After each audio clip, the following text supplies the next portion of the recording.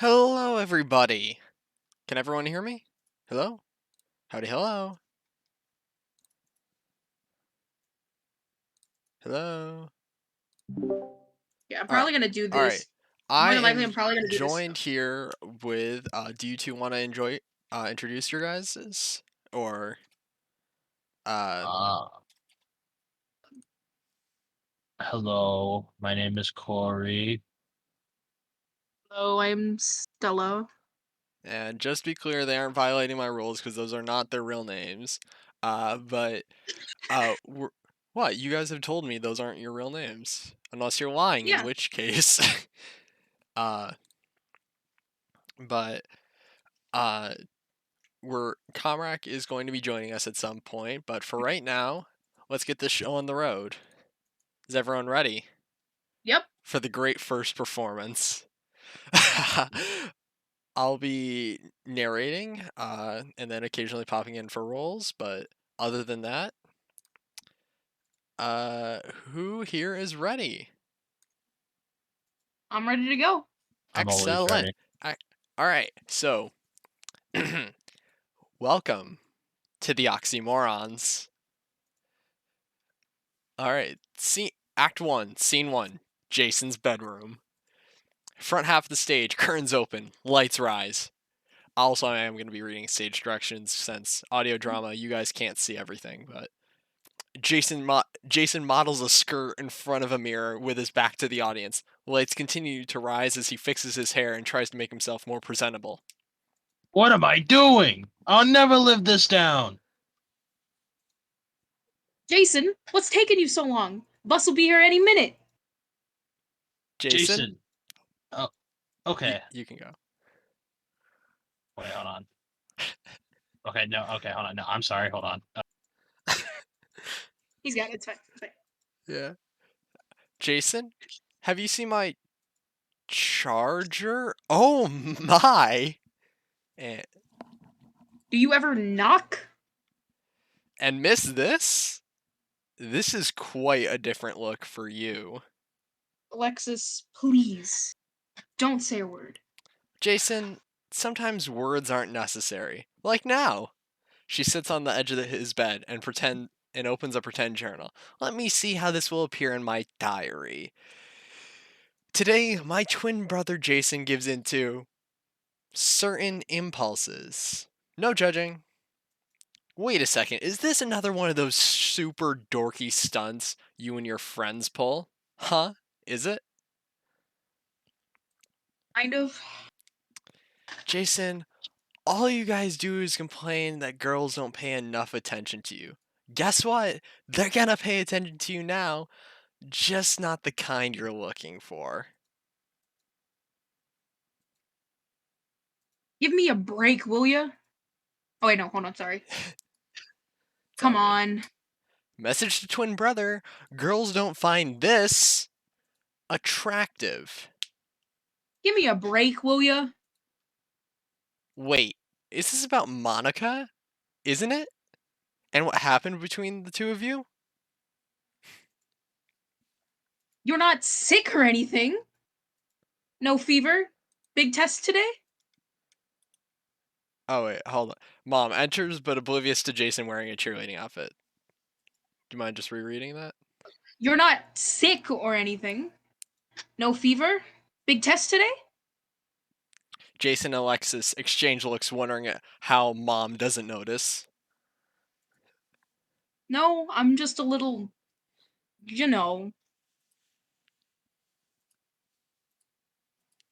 It's a Monday. I get it. You've got 5 minutes to get your groove on, mister, and get rolling, okay? Mom, are you okay? Eyesight still pretty good? Yes, dear. Thanks for asking. She straightens Jason's hair. Comb your hair once in a while, will you? 3, 2, 1. Why? You're wearing a dress! Blast off. You're wearing a dress! Did you know that you're wearing a dress?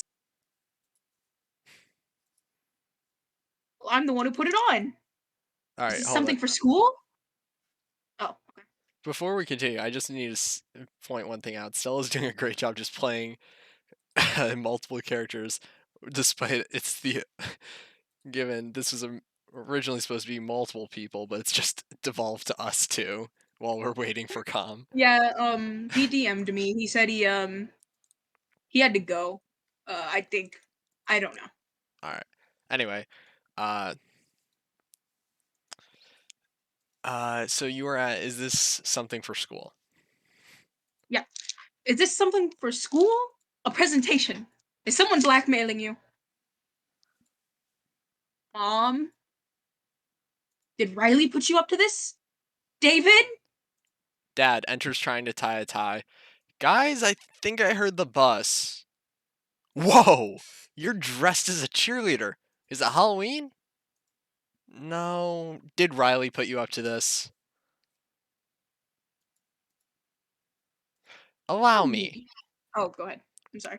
Jason knows he's wearing a cheerleading outfit, and yes, he knows it isn't flattering. And no, Riley didn't put him up to this. At least you could have asked me before stealing my uniform. Now it's covered in nerd germs. And how are you fitting into that? Not well. Trust me. You're okay with this? I'm trying. Jason, if this is what you want, if this is who you are, we accept and love you. Did you bump your head and forget what guys wear to school? Is this part of some weird project? Enough. I know what I'm doing. I'm in full control of my faculties.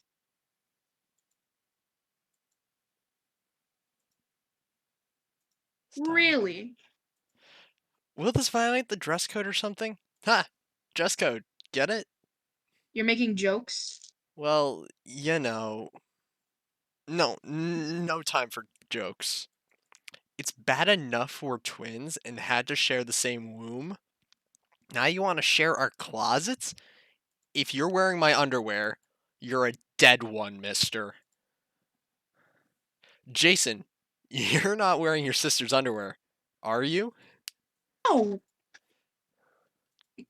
Everyone, just calm down. Jason, what's this all about? It's a long story. Okay, big sales meeting at 9, my future with the company, or my son who's wearing a cheerleading outfit. Speak, this should be interesting. Say, Very interesting. oh no, you've got a bus to catch. Yes, you are.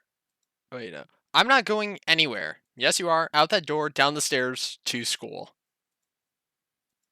Listen, Jason's not the only one at school with Henshaw as a last name. I'll be wearing that dress too. Metaphorically speaking, my reputation will be tarnished, wiped out. I have a right to hear this story because after today, I might have to live in a cave for the rest of my life. He's right. She is. Jason, story now. All of it. Okay, but it may take a little while. No one's moving till we hear the whole thing. Okay, here it goes. It starts with the oxymorons. What morons? You mean the family down the street? Honey, they're not morons. They're just Canadian. We kind of have a club. Dewey and Riley, me. We call ourselves the oxymorons. The Oxymorons is the name of your dopey club? Why can't it be the Letterman? Or Or the guys who get good grades because they love school so much club? you kidding, right? You guys weren't very cool at 13, were you? You're lecturing me on cool? Remember, Riley is part of this club. Right. Trust me, the Oxymorons is the perfect name for them. There's a collective lack of oxygen getting to the top floor. It's what makes them morons. It all happened last week at school. Lights down. Act 1, Scene 2, School Hallway. Oh god, this is already hard enough. Students and teachers cross. Wallace is at locker. Disciples of Doom enter. Monica and friends are at their lockers or lingering in the hallway. Cast the smallest disciple of Doom as Cleven. When Cleven enters, students murmur in fear and awe. He strikes fear and awe in everyone. Dear God, what are these stage directions? Wallace, Wallace, Wallace. Cleveland. Good weekend? Uh-huh. You? Middling. Thanks for asking. The rest of the disciples gather around Wallace and Cleven. Mr. Cleveland, sir. Do you always have to shut me in the locker on Mondays? Can't you give me a reprieve? Hey, he uses words with a lot of he uses big words.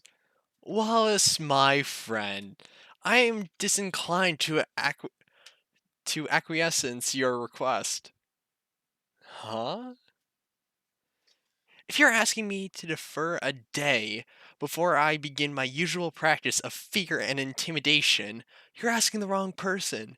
You're my first appointment of the day, and if I let you go, the rest of my schedule is, out of whack. He's got a tight schedule to maintain. Geez, I'll do it myself. He shuts himself in the locker. Cleven and disciples exit and pass Jason and friends. Cleven bumps into Jason, who rubs his shoulder. Wow. That Cleveland is something else. I heard he started shaving in 6th grade. Yeah. Now his 5 o'clock shadow? That's a 5 o'clock shadow! The boys rub their chins, absent-mindedly looking for stubble. They settle over to a bench to sit/stand behind. I now call this meeting of the oxymorons to order. 2 eggs over easy, a side of hash browns, and the time for roll call. Checking off everything on a clipboard. Jason Henshaw. Oh, that's me. Present. Riley.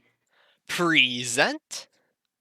And finally, the Dooster, the Deweynator, aka the Big Fuzz. Present. Who's got snacks? My turn this week. Dewey reaches into his backpack and pulls out 3 or 4 bags of chips, soda, etc. Let us now honor these chips, who will shortly sacrifice their short yet beautiful lives for our gastronomical enjoyment. The quaint yet crunchy. Insouciant, yet with a naughty, unbridled flavor. Tangy, but amusingly tart. Alexis walks by with some girls. Oh, look, everyone! It's feeding time at the zoo! People, for your own safety, keep your hands and feet away at all times. Alexa shakes her head and continues on with her group. Yick. You know, Jason, your sister. You know, Alexis. She's like, kinda cute? Yeah, Riley. Uh-huh. I was thinking the same thing. Jason reacts with disgust.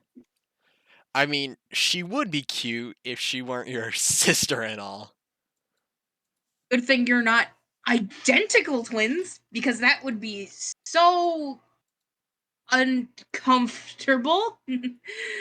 I'll stop talking. Yes, stop. Yeah, Dewey? What's wrong with you? Nothing a lobotomy couldn't cure. Wait, that would be redundant. Some 6th graders walk by and see the boys eating slavishly. They stop in admiration and horror. The purpose of this meeting is to firm up a committee we made last week to pull a stunt. Sirs, what's a stunt?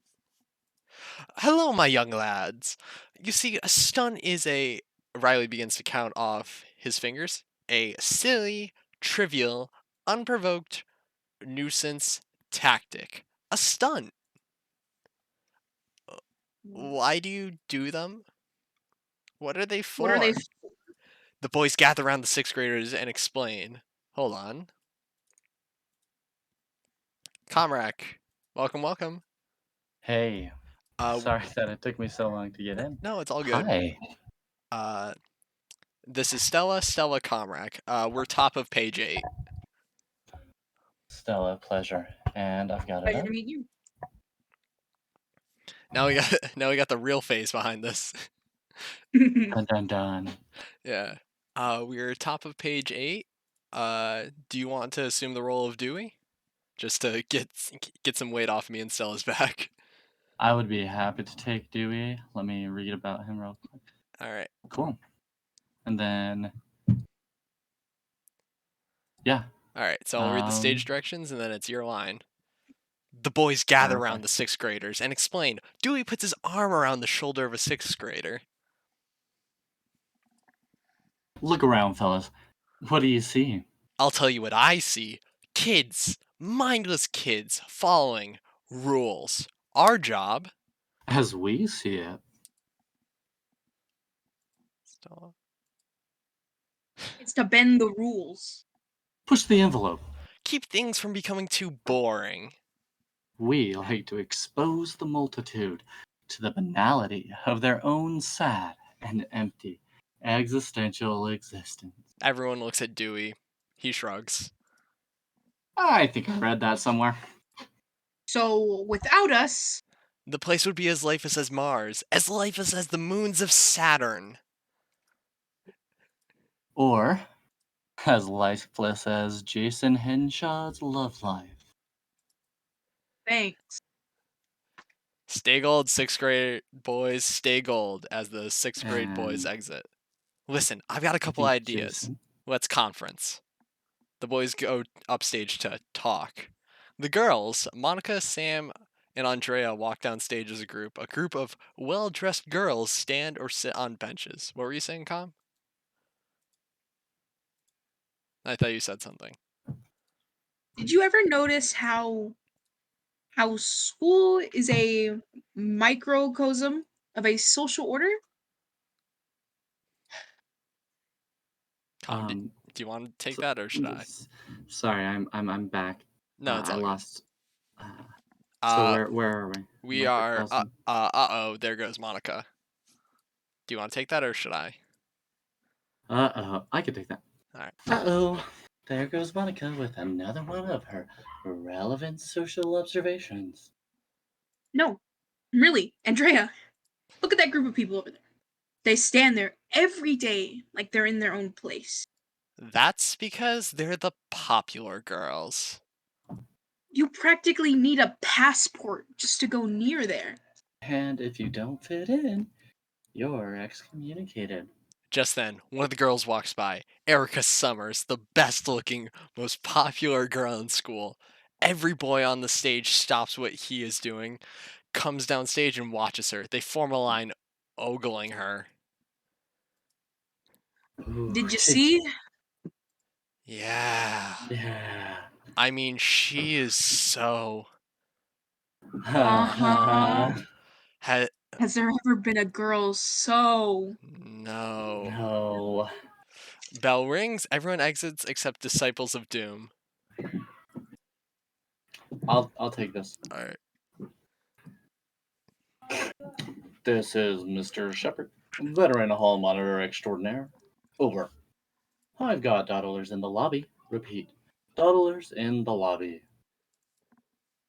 Hey, is there a problem here? Because it's time you went to class. Class? Yeah. First, we're going to roam the halls. Then we're going to write on the bathroom walls. Later, if we're in the mood, we'll just start a food fight in the cafeteria. We've got a full agenda. Is there something you're going to do about it? No. Here's a couple of bucks to leave me alone. Lights down. This is already fantastic, and we're only at scene 2. Act 1, Scene 3, Hart's office. Desk and a chair. Mrs. Hauser's the secretary sits at a desk. Monica enters and sits heavily in the chair, waiting to be noticed. Would anyone like to go, or should I start this Oh, off? Mrs. Hauser doesn't Who- react. Who was Monica though? oh, it's me. I'm sorry. It's all You good want if us to take Hauser? it's all good if people swap roles. Okay, cool. Yeah. Then I'll do Hauser. Ugh. She hopes Hauser is paying attention. Why, hello, Mrs. Hauser. Beautiful day, isn't it? Oh, hello, Monica. Yes, it certainly is. How are you today? Sorry. Hi, Miss Hauser. How are you? Something on your mind, Monica? Boys. I see. They're just so. I don't understand them at all. So your study of animal behavior is not yielding any insights into the species, huh? You're frustrated? Isn't every woman? Boys defy logic. They can't decide whether to play with G.I. Joes or with particle accelerators. How did they end up in charge of the world? Oh, honey, let me tell you the secret. They just think they're in charge of the world. It's what we want them to think. Oh, You know, Monica, there's a secret to boys. secret? Really? Yes. And it's this: boys are boys. Not adults, not children. They're caught in that in between nether world of child and adult. They're in a kind of emotional hibernation. Emotional hibernation. Yes. And one day they'll wake up, smell the coffee, and fall all over themselves to get your attention. Don't be too harsh. They're not fully awake yet. This wouldn't be about one particular boy, would it? Maybe one Jason Henshaw? How did you know? Wow, Miss Hauser, you're really. Uh-uh. I know. I'm fantastic. It's so frustrating when Jason is with his friends. I mean, individually, they're great. As a group, they border on imbeciles. Sometimes a boy will do what he does because of his friends. Sometimes a person has to act in spite of friends based on their heart. Like in that play you're reading, She points to the play Monica is holding. Romeo and Juliet. Huh. I get the feeling you're going to show me a parallel here somewhere. well, Juliet is a strong and independent woman like you. She follows her heart and doesn't let her family or friends decide her fate, especially when it comes to feelings. Thanks, Mrs. Hauser. You're welcome, Monica. Back to lunch for you. Lights down. Alright. Act 1, Scene 4, School Hallway. Students have already filled the stage. Riley, Jason, and Dewey enter. They sit at a bench. You ready? I don't know. I was thinking. What's this? A last minute cowardly backing out? I knew this would happen. It's because she's here, right?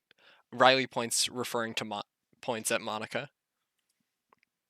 I don't know what you're talking about. I get it. Jason doesn't want to be seen with his buds. Embarrassed to do a stunt. Might not look appropriate. Alright. I suppose I can. You suppose? Now, did Washington suppose he was right when he crossed the Great Mississippi? Did Einstein suppose he was right when he invented evolution? How about my dad? When he invented Casual Friday? No, my friend. Not only is this right, But this will go down as one of the most rightest things you can do this. Where are you going? I forgot to read. Dewey begins to exit as soon as he ends that line. I'm leading my annual 6th grade field trip. Good luck, fellows. And scene.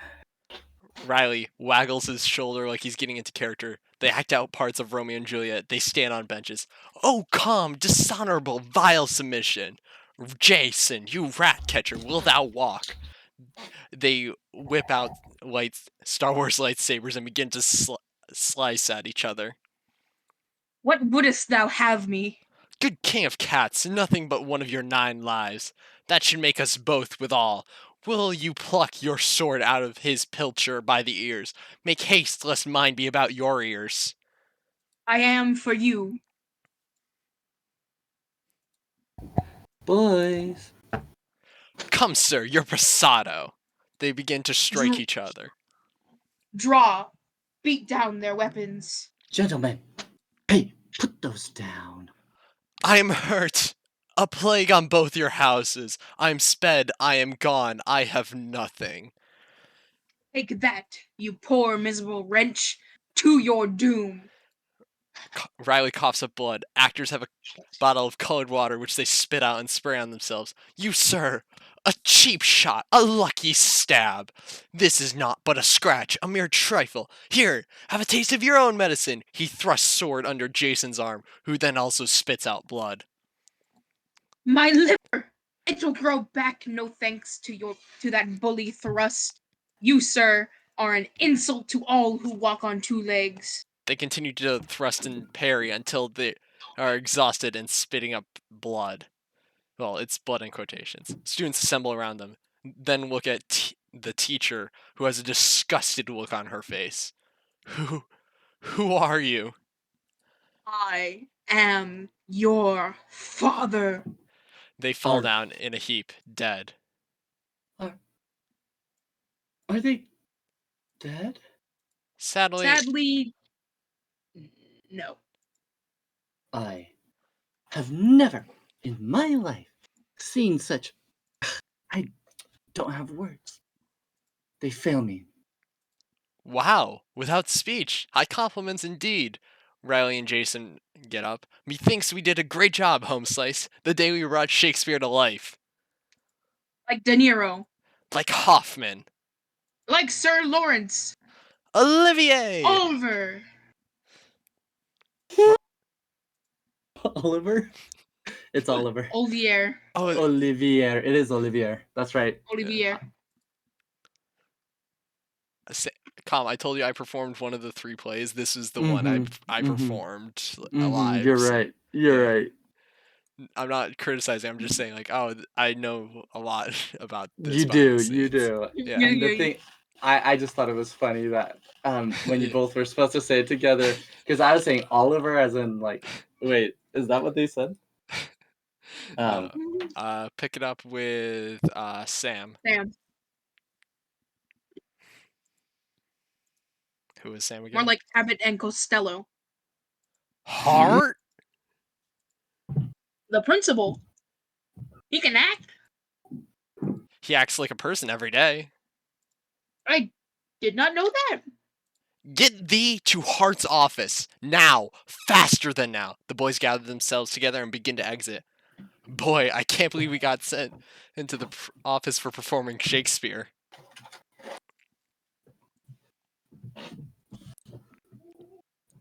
It's a Stretch to call that Shakespeare. lights down. Calm, everything good on your end? Mm-hmm. All right, Good. so- Can you hear me okay? Yeah, I'm just hearing tussling and tumbling. Sorry. Let me No, it's all good. turn down my gain just a little bit. Act Is 1. that better? Act 1, Scene 5. The dungeon hallway. Blue lights up.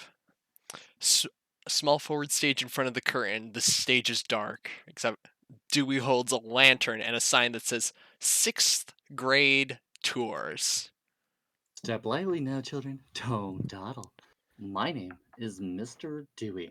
and I'll be your tour guide today, showing you the rarely seen underbelly of Fairfield Junior or Senior High. It's not every sixth grader that gets to tour this tunnel beneath the schools and the secret swimming pool. It's dark. And scary. I miss my mommy. Me too. You sure, Mr. Dewey, sir, that we'll be safe? Nothing to worry about. Don't be frightened. According to my GPS. He pulls out That's a compass and checks it. that's not a GPS. That's a box of candy. Oh, well, no worries, children. I've been down here gazillion times. Watch out for the pylons and the tubas and chairs. Pylons? Pylons. And tubas. And chairs. Oh my! Oh my. Pylons? And tubas. And chairs. Oh my! Oh my. You heard about when they closed off the tunnel, don't you? Seems a little sixth grader got lost down here 50 years ago, and her body was never found. He points at a stuffed doll. Why, look there. I see dead people. Kids scream and huddle behind Dewey. Wait. Wait, no! She's not. no. She's not dead. She's alive. Students scream, running all over the stage. It's a zombie. Undead. Get me some holy water. She's trying to eat me. Do something. He rolls off her and shoots her with his finger. Kids scream, running into a teacher who enters from right stage. The lights go full on. Kids huddle around the teacher, frightened.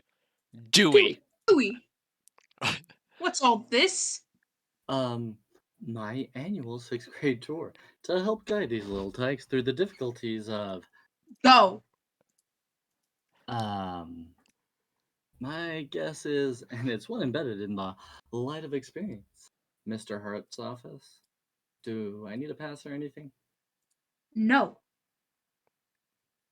If I don't come back, and not everyone who makes this journey does, remember me fondly. If you hear the wind sighing in the trees, know that I am there. And If you Dewey, see... go to the office. Do you want anything while I'm there? Office supplies, coffee, frappuccino? Tasty. No. But maybe while you're there, you can get yourself a little self-respect. Yeah! So noted. Exits, teacher shakes their head, lights down. Alright, out of character, I was honestly hoping either Comrack or Kyoshi was gonna grab Dewey. Just because, like, Dewey has a lot of great lines. And he is really fun to play. He's like really like comical and sarcastic and entertaining. He likes to he likes being the center of attention, but he's a prankster. Yeah. Alright, I love it. no shots at you, Stella. It's just originally you didn't join this, so I was planning around who was actually here. Okay, that's Oh, and I'm fine. glad you're It was here, just kind Stella. of I just kind of saw the announcement. I was like, you know what? Why not? And I Good want to question. thank both of you for at least sticking around as long as you have. Yeah, for sure. This is Now- actually pretty fun. Act 1, Scene 6, Principal Hart's office. This scene can be done, well, I'm just going to restate. On one side is a small desk or table and chair for the secretary, Mrs. Hauser. In addition, 4 chairs in a row represent a waiting room of sorts. At the other end is another desk and chair for Principal Hart, a scared 6th grader, eyes open, terrified. Dewey is already in the chair next to him. Next to him is the resuscitation doll. He is kissing it. He then eyes Candy on the desk. He goes for it. Mrs. Hauser, the principal's secretary, enters. Dewey enters as the phone rings. Why is Dewey in there twice? Whatever. Anyway. Miss Hauser? I was Miss Hauser. Yeah, I'm Do you just... mind if I keep Dewey? Yeah, alright. I'll... grab... Mrs. Hauser grabs the phone. Mrs. Hauser here. I'm sorry, Mr. Hart is not in his office right now. You're welcome. She hangs up. Hello, Dewey. Who's your girlfriend? What was it this time? Oh, wait, was it your infamous 6th grade tour? Oh. Mrs. Hauser, how do you always know?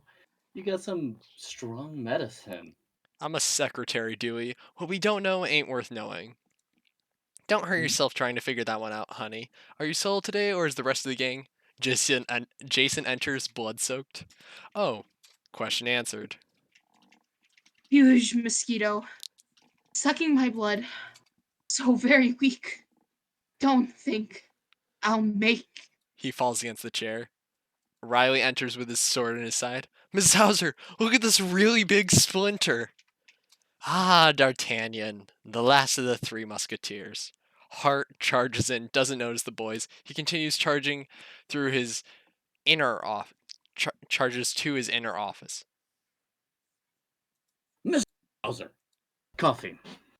Love some. Black. A smidge of sugar. Thanks for the offer. I mean, would you, never mind. He goes into his office. Miss Hauser grabs the phone. Mr. Hart, I don't know if you noticed, but we have a small posse of boys here. Give me a moment, Mrs. Hauser. I can't see them now. You'll have to wait until Mr. Hart can see you. If Mr. Hart can't see us, does that mean we're invisible?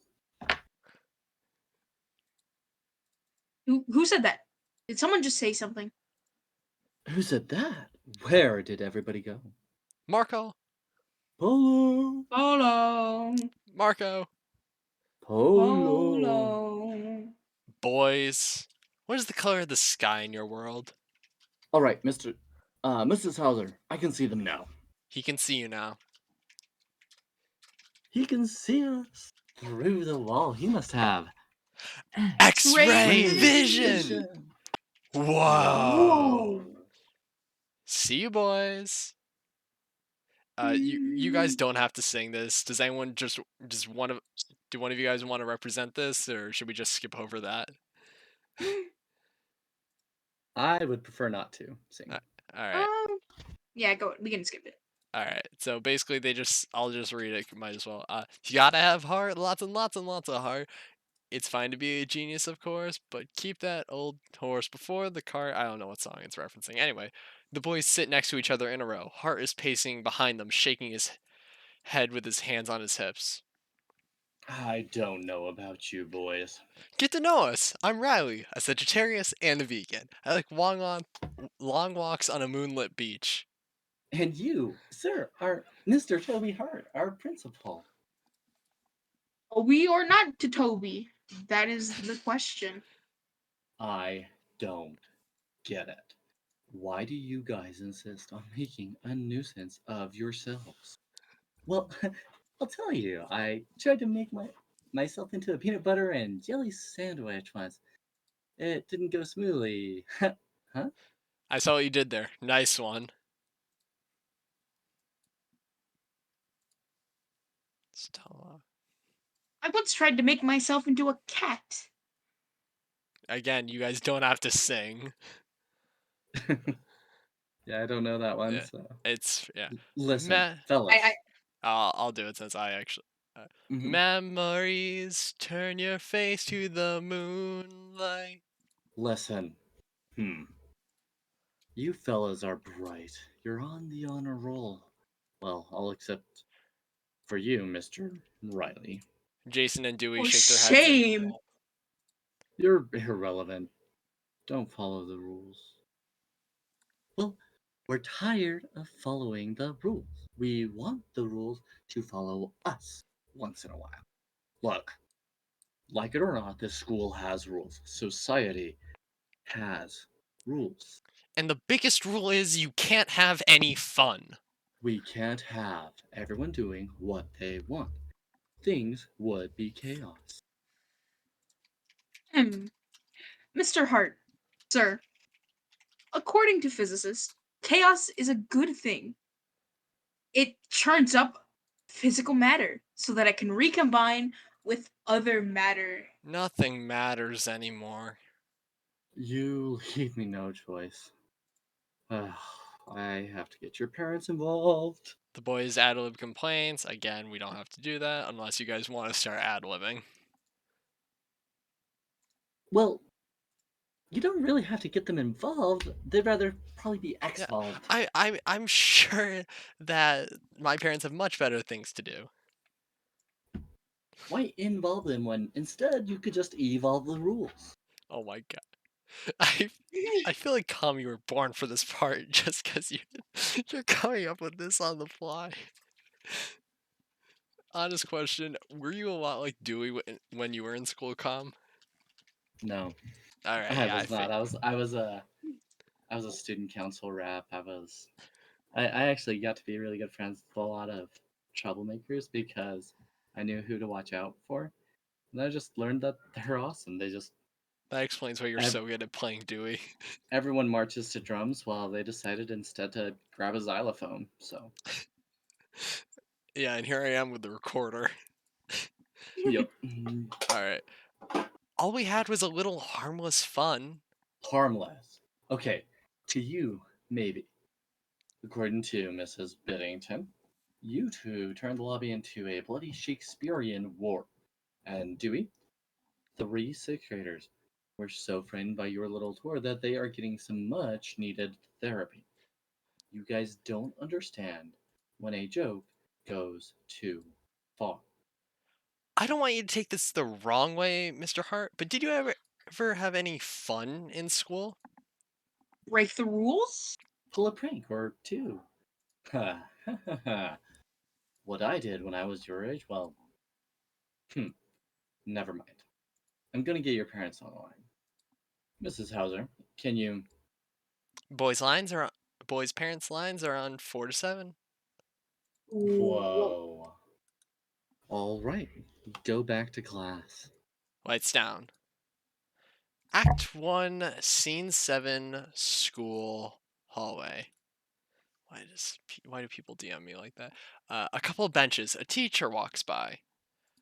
Monica, let's face it. Those oxymorons, as they call themselves, are totally obnoxious. Yeah, they need to take a swim in the river of maturity. And those stunts they pulled today? Pedestrian. Burgoy. Things around here can get a little boring. Just heads up, since that word is gonna come back later. It's bourgeois. It's French. Bourgeois. Yeah, Thank you. yeah. Didn't. Anyway, Yep, I did not know that one. Bourgeois. yeah, it means boring, kind of, if Mhm. I remember correctly. Last week they switched the signs on the bathroom doors. You think that's clever? Okay, let me tell you something. When you've got to go, you've got to go. And it's no picnic having one of those disciples of doom waltz in when you're taking care of business, if you know what I mean. Jason and Riley, their sword fight. It was sort of funny, right? They really got into it. Monica, I think you've got a thing for one of those things. The boys enter. The girls are sitting at the boys' bench. They are upset. Hey, what's the big idea? E equals MC squared is a pretty big idea, though you might not be acquainted with it. What are you guys doing at our bench? Yeah, this is our bench. Your bench? We're sitting down and about to eat our lunch. And it's up to. And what's it to you, Riley? She stands up, uh, prominently or whatever. This is our spot and has been since 6th grade. Your point? If there is one? We pioneered this spot, stuck by it through thick and thin when it was a nothing spot, when no one else would hang out here. Yeah, when only the nerds and outcasts of society sat here, we brought this bench back from the brink of oblivion to the forefront of respectability. We were here during the 8th grade coup d'etat. And during last year's chicken nugget uprising, remember that? And here we are going to stay. We are going to stop squatters like you from horning in on our hard-earned turf. Are you quite done? I'm not sure who you think you're talking to, Erica Summer crosses stage. but I'm not some bimbo you can shake your theories of eminent domain at. You want this bench so you can ogle Erica Summers and her band of Clybourne cosmetic terrorists? Is that a criticism? Because I think it's a super awesome compliment.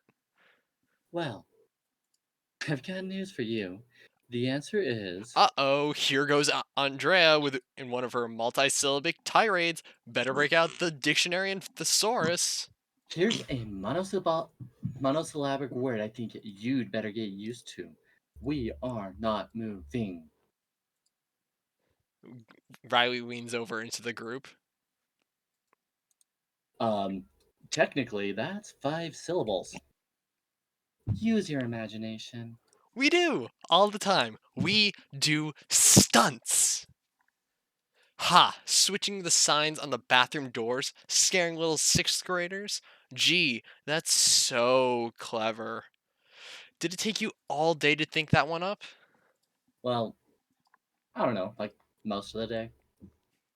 The problem is, with you oxy-dilapidated bazoons, or whatever you call yourself, is that you have zero imagination. Zero. Your stunts, as you call them, are actually quite banal and pedestrian. Oh, yeah? I don't see you doing anything great. Sorry. Yeah. Spot for a moment. Okay. Yeah. Let's see you do something that's not so, but not, but boring. It would be no problem. Let me assure you. Oh. Wait. Oh yeah? Huh? Oh yeah? Ooh, an excellent and exhilarating rhetorical riposte. We could wipe the floor with you guys. And you know it. You think so? No way. Totally, man. You guys will never be in. Or you guys will be in over your head. Especially for a bunch of guys who need swimmies for the shallow end of the gene pool. Huh? Who's Gene Poole? Is that a new kid? Why don't you put your money where your big mouths are? What do you have in mind? A bet. What? You heard me. A bet. To see you can pull off the biggest and best stunt in the school. You're so clever. Come up with something big.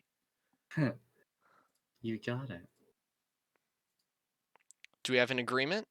Best prank gets this spot for the rest of the year. Or, I don't know, like next year, if we don't pass 8th grade. All the girls except Monica nod in agreement. Do you, all you morons, the oxymorons? Whatever. Do you agree? The boys all nod in agreement. You got it. It's a bet. Riley and Andrea shake hands. Lights down. Guys, we are nearly to the intermission. You guys still holding on? I'm good. All right. Sounds like a fantastical plan. Act 1, Scene 8. The school hallway.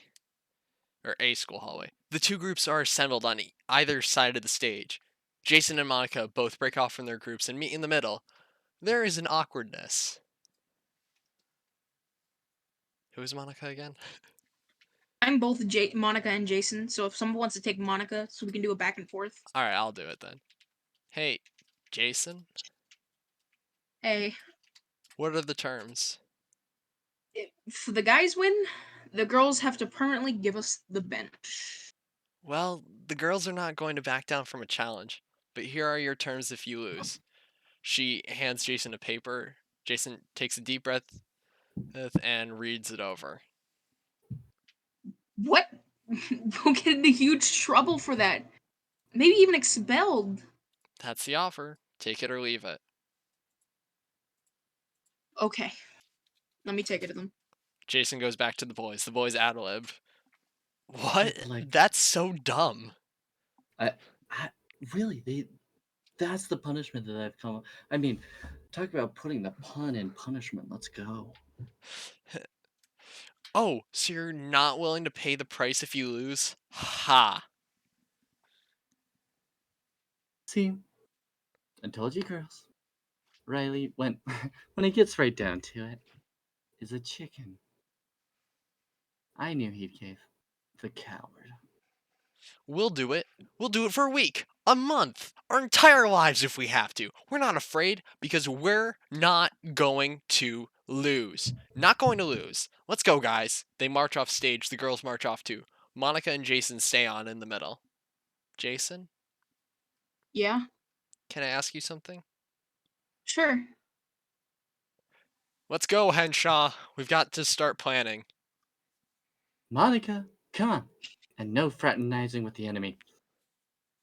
I mean, you won't take what happens personally, will you? I mean, we'll still be friends, right? Yeah, of course.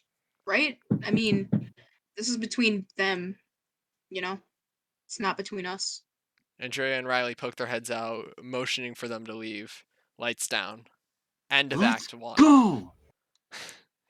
Alright, do you guys want to take, since this is end of Act 1 and we, so there's 16 pages left. Do you guys want to have like a brief break? Or do you guys want to just keep powering through? Because I did put it in announcements. There were Mhm. many votes for, A break. yeah. But honestly, I thought I'd be more exhausted than this, but I'm actually okay. Yeah. Stella? All right. I'm good. We can keep going. All right, ladies, gents, boys, girls, it's Act 2. Hopefully everyone is still invested. All right. Act 2, Scene 9, Jason's bedroom. And heads up, this scene is long. Boys sitting on chairs, couch, bed, etc. Food and soda. Mom and dad enter with food. Here you go. Big meeting tonight, huh? Yeah, sort of. We're deciding what to do for the talent show contest thing. Looks around, the boys agree with him. The audience knows they're planning something else. Something talented, I hope. Well, you see, the three of us have such talent, such an endless supply of talent, it's not easy to narrow it down. Com- Yeah. Sorry. well, one thing. Do you want to answer Can the you hear knocking? that? Yeah, we can. You might want to Okay. answer the knocking. Yeah. 2, there's a lot of back and well, Com got up. So I'll just explain it when he gets back. Oh, just making sure. Oh no. Oh no. I got a work call. Damn it. That's going to be fun to get to explain. Oh well. Okay, Calm sorry your. about that. It's all good. Calm. Can What I was yeah, going to what's up? say is there's a lot of back and forth between the boys and dad this scene. Do you Okay. want me to take dad? Yeah, Since you take that. I don't want you to have to go back and forth between dad and Dewey so much if you don't want to. And I have no doubt that Dewey has a ton of banter. All right. The school talent show. I remember a young man once with 3 friends performing at the talent show.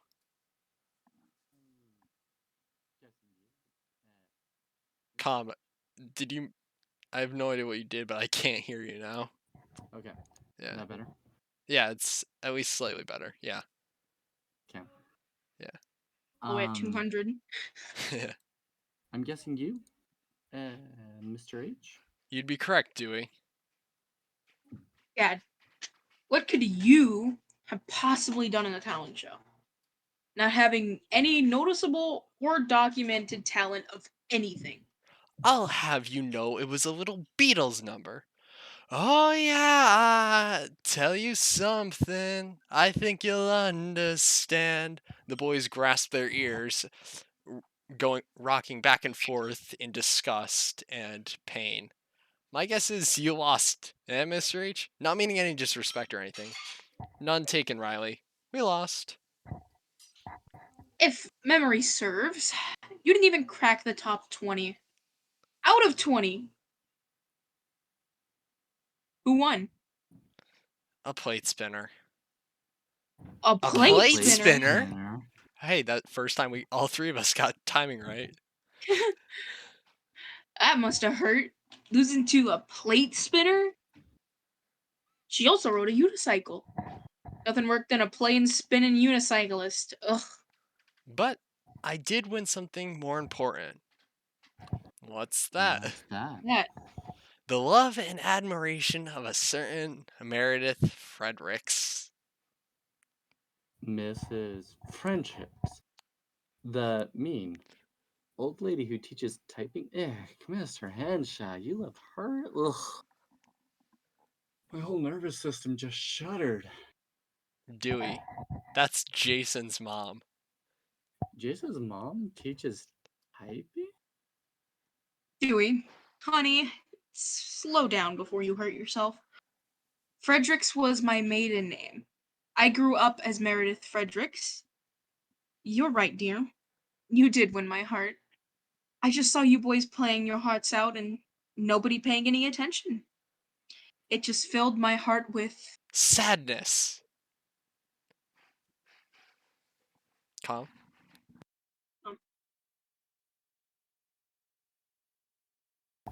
Dang it.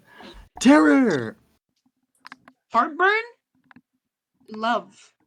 And what did you win in this deal, Mrs. Henshaw? If you don't mind me asking. Not that Mr. H here isn't a catch or anything. I won that talent show.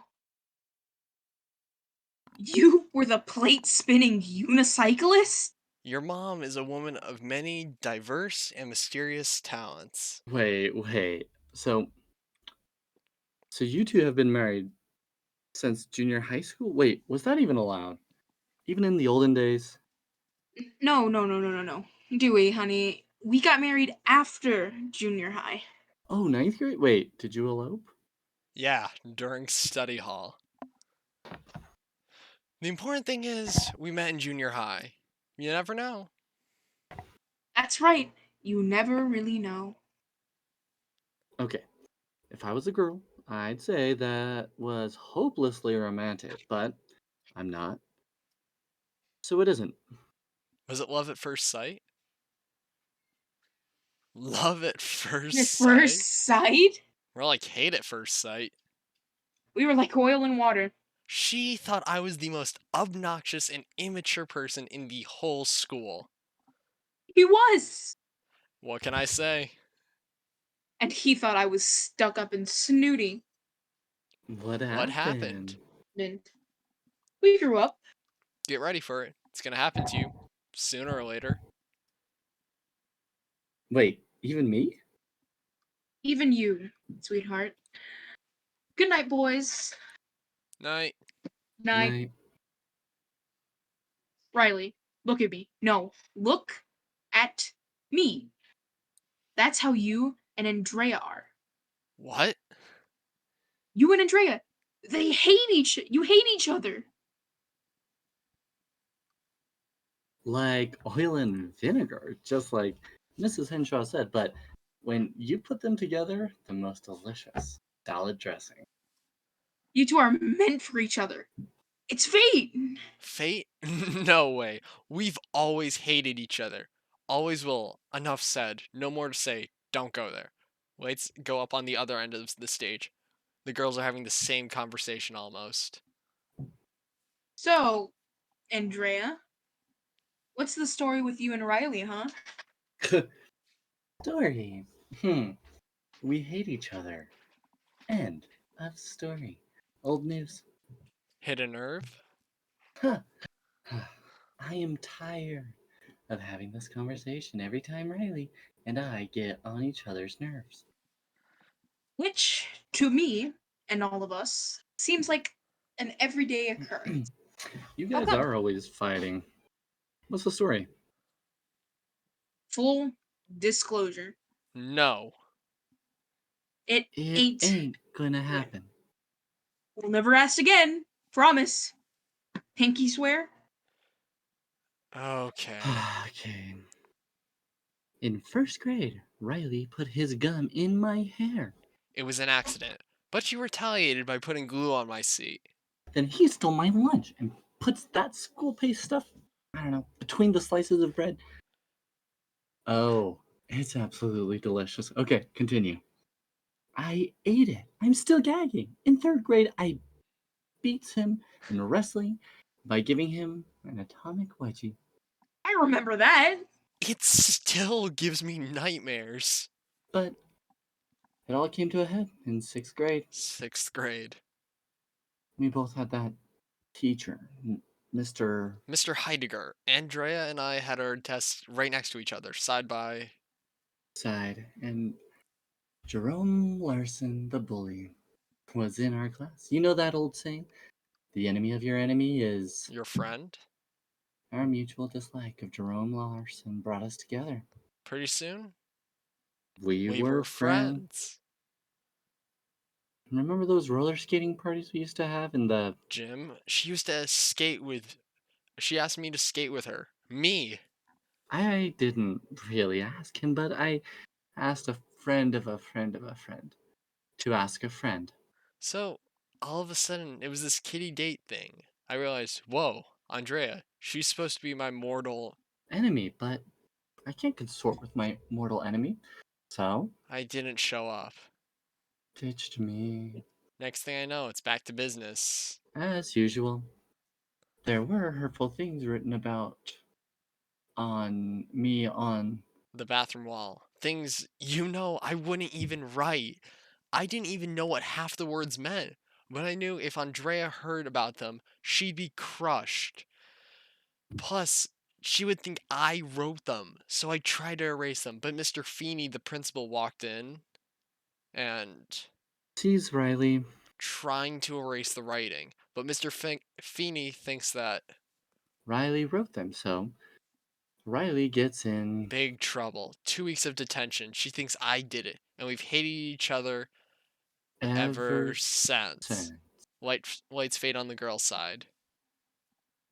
It was epic. Homeric. Homeric. Wow. You Homeric. two are like Superman and Crypto Dynamite. Huh? Huh? Huh? Okay, so you know if Superman and Kryptonite ever went on a date, they'd, have to break up because they're just not compatible. Booster. Check your oxygen level a little, buddy. I don't think as enough as getting up to the top floor. If you know what I mean. Phone rings. Alexis enters. Hey, Jason. You left your phone downstairs. I bet it's a GIRL. She hands him his G- phone. Gee, I wonder what that spells. Dewey, I have no doubt that you still don't know what a girl is. And furthermore, she leans in, I'm sure girls have no idea who you are either. She exits. Dude, she sunk your battleship. You're Dewey, so in love with me, it's pathetic. And embarrassing. Call me... what's wrong with you? Hello? Lights go up on the other side, revealing Monica speaking on a phone. Stella, do you need me to take Monica again? Yeah. Hi, Jason. It's me, Monica. Oh, hi, Monica. What are you doing here? Oh, we're just having a little planning session. The guys are making fun of me. It's a little distracting. I'll bet. Well, if you're having a meeting, I can call back. No. That's okay. Fire away. I just want to say that, just because our friends are enemies doesn't mean. That we can't be friends either. Right, exactly. Jason stays quiet for a couple of seconds. Hello, still there? Still here. Um, we. Monica takes a big breath, crosses her fingers. Screw your courage to the sticking place, Monica. Do you want to go to the movies with me this Saturday night? What? Sorry, Monica. It's a little hard to hear. Hello? What did she? What What'd did he he say? say? Sorry? What a jerk. I think she just called me a jerk. What's wrong with her? We're the oxymorons, not jerks. Monica? Sorry, I couldn't hear what you said. Jason, how about the movies? This weekend? I totally understand if you say no and everything with the bet and all, but I thought that maybe you wouldn't mind? I mean, if you don't want to, you don't want to, but you want to? Yeah. Oh, of course. I'd like to go with you. Let's meet outside the theater. At 7? Sounds great. See you then. And call ends. Lights fade on girls. I'll meet you at 7. Sounds great. Do my ears deceive me, or does Jason have a date? Easy. Give the man some space. You know the old saying. Privacy is a virtue? Piracy? Oh, piracy? Yeah, piracy is a virtue? Piracy? That's privacy, Dewey. Hmm. You realize, of course, that under the bylaws of said fraternal organization, the Oxymorons, paragraph 6, section 7 reads, and I quote verbatim, abstractum and ad nauseatum, no members of the Oxymorons shall keep from other matters of the most importance. And that means girls. What's the big deal? I'm meeting Monica at the movies Saturday at 7 You're what? in front of the Regal. Look, it's a movie, not a marriage proposal. And so it begins. What begins? Jason, she's the enemy. Since when did we declare our war on girls? Riley and Dewey look around, unsure. Since they made fun of my hat. What? What? Yeah, last year, all the girls made fun of my hat. We all did. It was ridiculous. What 7th grader wears a black fedora to school? What are you? In the mob? Well, what about that time that Lori Walsh stole my pencil? You know, the super cool one with the Hot Wheels cars on it? Maybe. Maybe. I don't know. I don't know. I think so. I don't know. Maybe. That sure was some pencil. It was the best pencil a boy could ever want. It glowed in the dark and everything. Oh, and she snapped it in two. Oh, just like that. That's when we declared war on girls. Pausing for a second, I feel like Dewey is 100 times more funny if you imagine Comrac's VTuber model as the character. He just becomes 100 times more funny just seeing the man matte black hair, just the black overcoat, just it's clearly an adult, but there's also like children surrounding him. It just makes it much better. All right, back in. You've been carrying that pain all these years. Get over it. I can't. Wait a second. Wait a second. I got it. Don't you see what they're doing? The girls put Monica up to this, hoping you take the bait, which you did, hook, line, and sinker. This is the bet, guys. The first salvo. This is how they plan to defeat us. Oh, you're right. 10-1. Monica's gonna ditch you. Guys, I don't think Monica's capable of doing something that treacherous, do you? I mean, she's in honors classes. Honors classes? My friend, those kids are the worst. You, buddy, are being duped. You are the dupee, and she's the duper. The super duper. The super duper. Yeah, we don't worry, Calm, we heard you. Sorry. Really? You think so? Jason, I've known these girls all my life. Andrea put her up to it. I can see the evil cogs and gears of her mind spin even now. What do I do? You don't show up. Stand her up. Don't show up, huh? Trying to dupe me? So the movie thing is a setup. Exactly. It's a setup to make you and us, he motions to Dewey, look ridiculous. Don't show up. Lights fade down on the boys and fade up on the girls. Monica is still holding the phone. She's bursting with joy inside. Hey, Monica. You with us, girl? What did Jason gag me with a spoon, Henshaw say? Oh, nothing.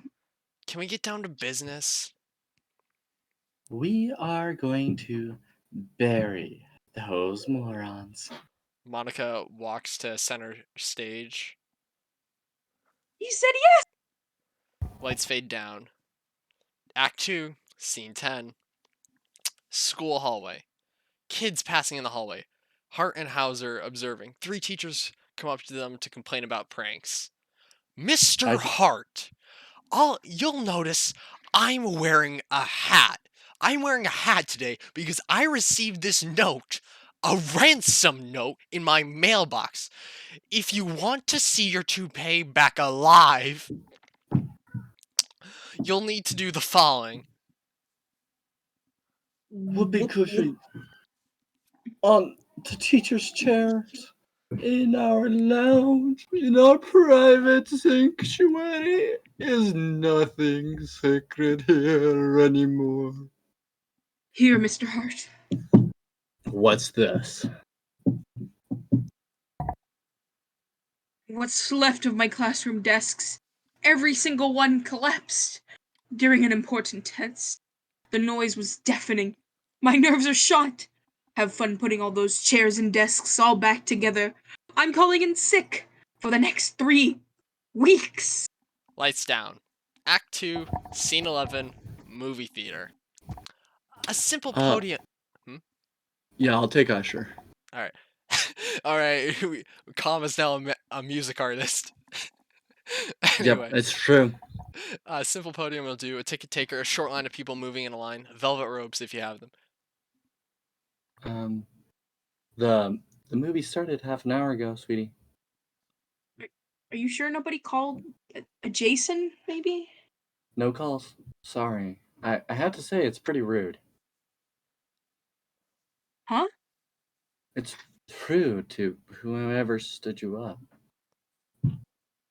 I never thought he would do something like that to me. Well, I've learned one lesson. I'll never trust my feelings again. Just as she exits, we see Riley and Dewey. She pauses, looks at them, then exits. What? Dewey, what was Monica doing here? Oh. She wasn't supposed to be here, Riley. She was supposed to be standing Jason up, remember? Yeah, standing him up. But she didn't, did she? No, she Oh. didn't. We'd better call Jason. We have to let him know. Yeah, nice going, Riley. They grab their cell phones and call just as lights fade down. Act 2, Scene 12, Jason's bedroom. Ooh. Jason sits on the edge of his bed with head in hands. Alexis enters. Hey, have you seen my charger? If you borrowed it, you're a dead one, mister. She notices Jason has his head in his hands. What's going on here? Did you hear? I did. I make it my job to, how could you? I am so dead. So dead. Ugh, what am I gonna do? Jason, I'm going to tell you something, just in case you can't figure it out yourself. Monica, she's one of the good ones. A good one. why you stood her up like that? Haven't you been paying attention to me, your twin sister, all these years? I'm beginning to think you're hopeless. I am hopeless. Totally hopeless. And your friends? They're hopeless too. Why did you listen to them? Look at them! I know. I messed up. What do they know about you that you don't know about yourself? What do I do? You want some advice? Jason looks at the ground, then he looks at his sister. You need to make this up. How? Where do I start? This is an unmakeable, uppable. It isn't. Trust me. But how? You'll think of a way. And Jason, there's something else. What I said before What? about what I said before about Monica being one of the good ones, you're one of the good ones too. Remember that. She pats his head and leaves. Thanks. Lights down. Act 2, Scene 13. We have 7 pages left. Who here is excited for the conclusion? This is gonna be good. Act 2, Scene 13. School hallway. Hartenhauser, center stage. Teachers approach. Students mill. Jason, Riley, and Dewey at one bench. Jason looks inconsolable. I don't think it's a good idea to hang a rubber chicken from the cafeteria ceiling on any day, especially on a day when the school board is visiting and we're having chicken nuggets. That's just vile. I want to know. Where is the rest of my car is? Where'd it go? I parked it in my regular spot this morning, and now it's gone. Bob. Bob. I'll take Hauser. Alright. Bob, I don't quite know how to break it to you, but it's on the roof. Did you say? The roof. We've got a crane coming in the morning to get it down.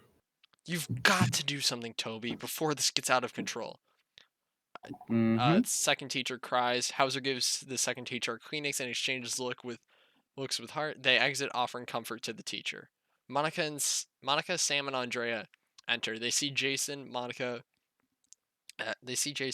goes over. The girls try to stop her, but Monica pulls away and approaches Jason. As she speaks, the students slowly gather around. Jason? I just wanted to let you know that it worked. Your little plan. I waited in front of the movie theater for 45 minutes. 45 humiliating minutes. And the whole time, all I could think about was that something terrible must have happened to you. Something must have happened because you aren't capable of hurting someone's feelings on purpose. But then it dawned on me that maybe you are. I wasted my feelings on you, Jason Henshaw. I'm telling you all this so that when I see you in class or in the halls and never look at you and never talk to you again, you'll know why. Lights down. Act 2, Scene 14. Hart's office. Jason is sitting in a chair in Hart's office. He has a brown paper bag on his head. He's flipping through a magazine, though he obviously can't read it due to the bag. Mrs. Hauser enters. Jason, good to see you, I think. Jason takes his bag off. Let's see. No discipline reports that I'm aware of. You've no appointment to see Mr. Hart, so this must be about Monica. How? I'm a secretary, Jason. We know everything. You do, don't you? This school has a pulse, Jason, like people. If you take the time to listen closely, you can learn a lot. You forgot to listen to your best instincts about Monica.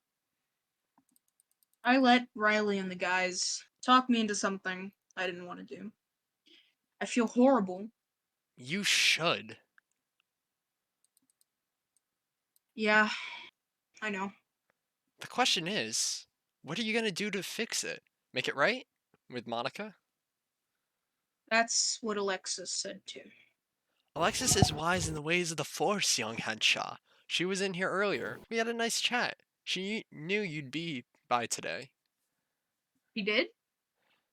Alexis, she's one of the good ones. Yeah, she is. What do you think I should do with Monica? I mean, You'll think of something. Miss Hossier, you're all right. I know. It's nice to hear it once in a while. Now get along to class, okay? And Jason, those pranks, I don't know if you've had anything to do with them, but make sure they don't go too far, okay? Right. Jason exits. A moment later, Hart comes back in with teachers pushing him into the office. I think you're opposed to dissecting frogs, and that's fine, but to let every frog out of every cage, every earthworm, every mealworm, well, that's just going too far. Mr. Hart, too far. Supposed to teach, Mr. Hart, when every single desk and chair is on the ceiling. On the ceiling. Up there. How? What's happening to this place? Nose glasses. I think they're funny too, but to tell all those sweet and innocent foreign exchange students that wearing them is a mandatory part of the dress code, well, that's just going too far. It's time you put your foot down, Toby. We're making a fool out of you. The teachers exit in a huff, lights down. Act 2, Scene 15. Jason's bedroom. A scene just like at the beginning of the play. So, that's the story. So you feel that by wearing this cheerleading outfit. You're squaring it up with Monica? I guess that's right. You said I. What about the other guys? What are they gonna do? I don't know. After what happened with Monica, the movies, I feel like I owe her. I never thought I'd say this, but I'm proud of you for wearing that dress to school today. Me too, honey. You're showing a lot of maturity. Just don't show too much like, haha, okay? Wait, wait, wait. Let me get this straight. Jason wears a cheerleading outfit to school. My outfit pulls all these pranks, embarrasses everyone in this family, and you're proud of him? Um, that's right. Yeah. This gets filed in the Rolodex. She taps her head. For future use. I'm never going to forget this. How much trouble are you going to get in for wearing this? Mr. Hart is always talking about the student handbook, but I've checked it, and there's nothing in the rules that says guys can't wear a dress to school. If I do get in trouble, though, it'll be worth it. Well, good luck, son. You know, this is as close as I'll ever have to a twin sister. Thanks, I think. Lights down. Technically, we are at the last scene. Who is ready?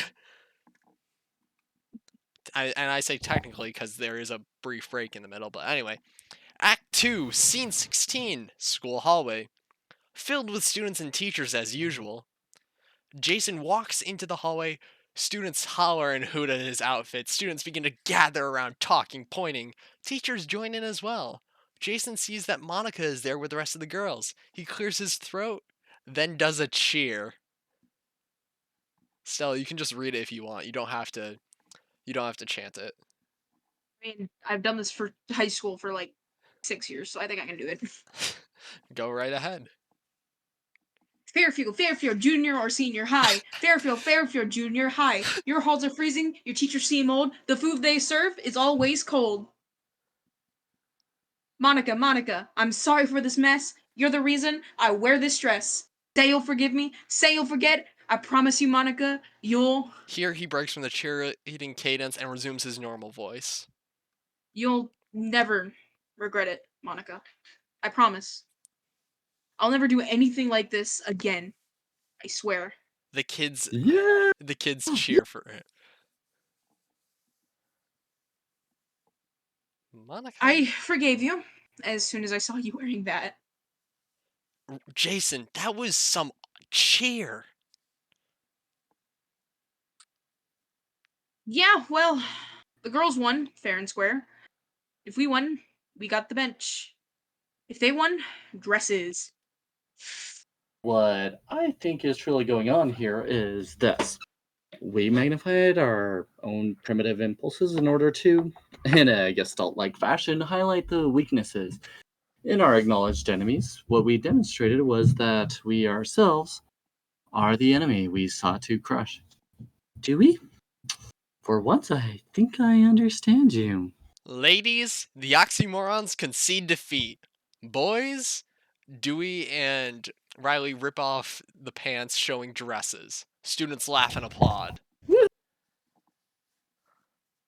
And in Oxymoron Vile, they say that Riley's small heart grew 3 sizes that day. Monica, I don't really know how to say I'm sorry. Riley called. He told me everything.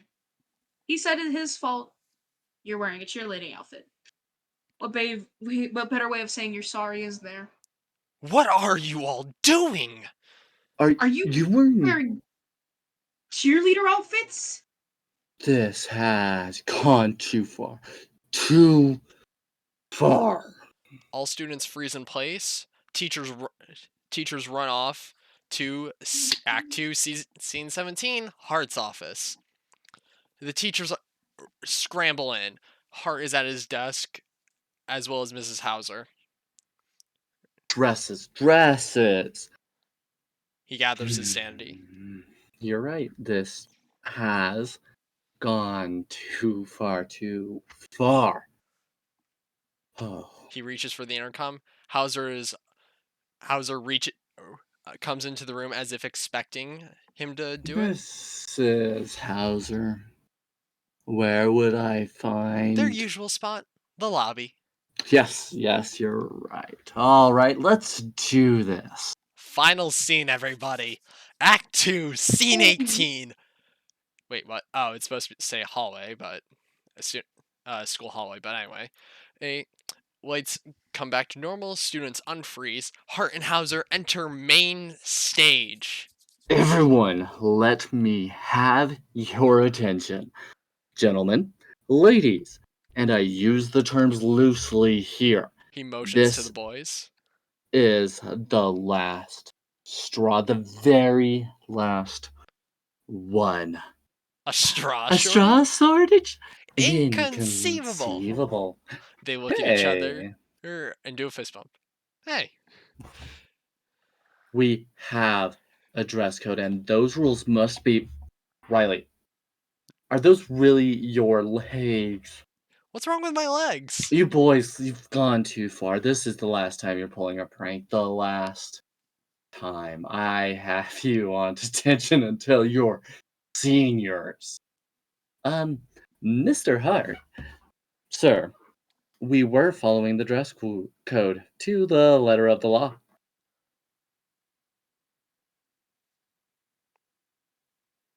Stella. Meaning no disrespect, sir. But where in the student handbook does it say that boys can't wear cheerleading outfits? We're not talking about the letter of the law, but its spirit as well.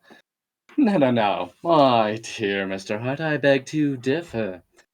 What's at stake here isn't merely a question of rules, but our right to express ourselves freely and in an independent manner. Students And- ad-lib agreement.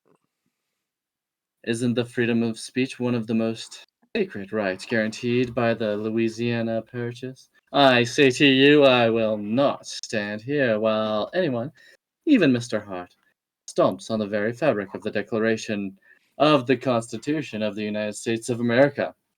Students start to applaud. Murmurs of agreement ripple through. Riley jumps on a bench, joining Dewey. We happy few, we band of dress-wearing brothers. For he who wears a dress with me this day shall be my brother or sister, and students shall think themselves accursed they were not here, and hold their manhoods cheap who do not wear these skirts today. All present start cheering. Okay. I'll take it under advisement, but No more practical jokes. Your contest is over. Capiche? Agreed. Mr. Hart, if I may be so bold, which prank, if you don't mind me asking, was your personal favorite? Hmm. Hart I turns around to face the boys. was particularly intrigued by what happened to Mr. Shepard's car. Putting it on the roof certainly took some creativity and ingenuity, not to mention a great deal of engineering. That was clever. Yeah, how did you do that? That was awesome. Uh, We didn't do that. We thought you did. no. We didn't do it. If you didn't do it and we didn't do it, then who? Out from center stage struts the Disciples of Doom, with Wallace coming out last, dressed as a disciple. The Disciples of Doom. Thank you very much. They bow their arms around one another. Students on stage, impressed, applaud. Of course, we had a little help. Hart clears his throat and looks embarrassed. Thanks, Mr. H. The Disciples of Doom fist bump Mr. Hart. You're welcome, boys. Any time? Mr. Mr. Hart! Hart. Hey. Even principals need to have some fun now and then. Bell rings. Okay. Everyone, let's get to class. One time today, for once. Or on time today, for once. Come on. Mr. Hart exits with the Disciples of Doom. He wears a Disciple of Doom emblem on his back coat. Everyone exits except for Dewey at the bench and a girl at her locker, Erica Summers. You know, this bench is probably big enough for all of us guys and girls, everyone. The best part, though, is I can still see Erica Summers in her divine, absolute perfection. Stella, I'm going to say this right now. You do not have to be Erica unless you want to. I mean, might as well. All right, Erica Summers walks over to Dewey. Hi, Dewey. Are you wearing Long story. I'd love to tell you about it, though, sometime. Like at a lunch, or maybe partaking in a killer frappuccino. was that a kilt? Are you from Scotland? Aye, lass. 'Tis a kilt, of course. Are you from Scotland? I love a man in a kilt. Can I? May I hold your boots? Walk you to class? Erica picks up Dewey and carries him off stage. You know, I think this is the beginning to a beautiful relationship. Lights down, the end. Well, hold on. For one thing, you guys can keep your scripts, just please don't distribute them illegally and all that. Because, yeah, I had to pay a licensing fee for this. And second of all, I first and foremost want to thank Corey, aka Mr. Video Game, for popping in. Second of all, I really want to thank both you, Stella, and you who come for sticking it out and performing to your heart's content. This was, I wouldn't say easy, and I'm not going to say hard, but I will say it was an endeavor on both your ends. Hello? Hey, not a problem. I had a blast, honestly. Yeah, no, I enjoyed this very much. Just before I forget, Calm, believe me, I'm wrapping this up right now. Is there any place that for those who aren't aware, is there any place that they can stalk you and find out more about you guys? Probably, if anything, just my Instagram, even though it's not very active. Do you want to just put that in chat? And then Calm, Mm. I imagine it's just your Twitch, so I'll just... Yeah, that's kind of where I have everything linked to, and so if you do have that Twitch, Alright. that's where you're gonna get to know me the best. Alright. But as stated, Comrack needs to go, so I'll let you exit. I'll let you exit stage left. Perfect. Yep. Thank you. Bye for now. See you guys. Bye.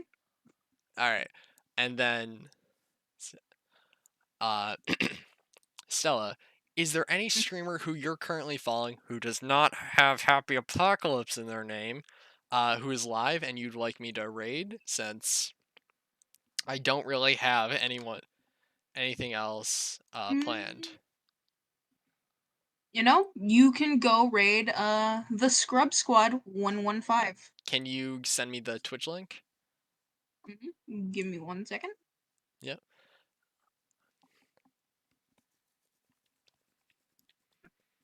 I'll go ahead and send it to your DM. Thank you. There you go. Most excellent.